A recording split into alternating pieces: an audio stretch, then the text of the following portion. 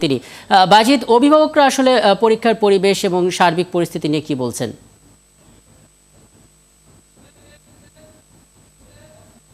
কিন্তু আজকে এইচএসসি এবং সমমানের পরীক্ষা শুরু হয়েছে।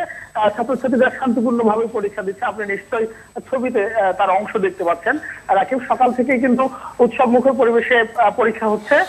ইতিমধ্যেই 2 ঘন্টা অতিবাহিত হয়েছে। এই আর কিছুক্ষণের পর তারা কিন্তু আপনাকে জানিয়ে রাখি যে এবার 25টি বিষয়ে সৃজনশীল পদ্ধতিতে তারা পরীক্ষা দিচ্ছে এবং এই পরীক্ষা নিয়ে শিক্ষার্থী এবং অভিভাবক তারা সবাই সন্তুষ্টি প্রকাশ করেছে এবং অন্যান্য বারের চেয়ে এবার পরিবেশও ভালো। গতবার যে রাজনৈতিক পরিস্থিতির কারণে পরিবেশ খারাপ ছিল, এবার কিন্তু পরিবেশ ভালো হওয়ার কারণে তারা ভালোভাবে পরীক্ষা দিতে পারছে।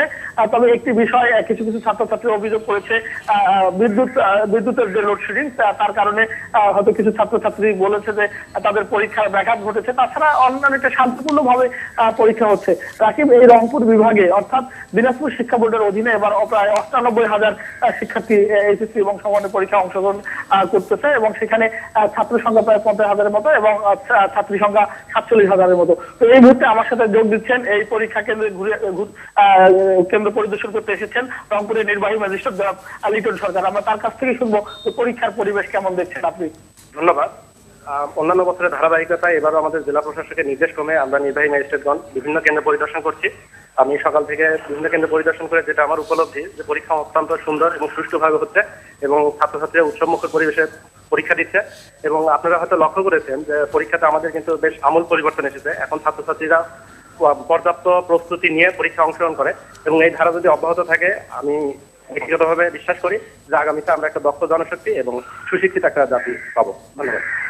রাকিব, আপনি শুনছিলেন যে নির্বাহী ম্যাজিস্ট্রেট তিনি বলছিলেন, আশা প্রকাশ করছিলেন যে যেভাবে পরীক্ষার দিন দিন পরীক্ষার মান ভালো হচ্ছে, এতে করে আমরা দক্ষ জনশক্তি গড়তে পারবো এমনটাই তিনি আশা করছেন।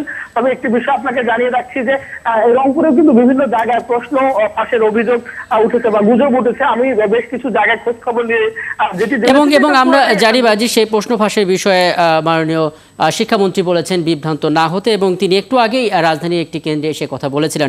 আপনাকে ধন্যবাদ বাজিদ আমাদের সঙ্গে যোগ দেওয়ার জন্য। দর্শক, রাজধানীর বাইরে রংপুরে এইচএসসি পরীক্ষার খবরাখবর জানাচ্ছিলেন সহকর্মী বাজিদ আহমেদ। এবার অন্যান্য প্রসঙ্গ। চতুর্থ উপজেলা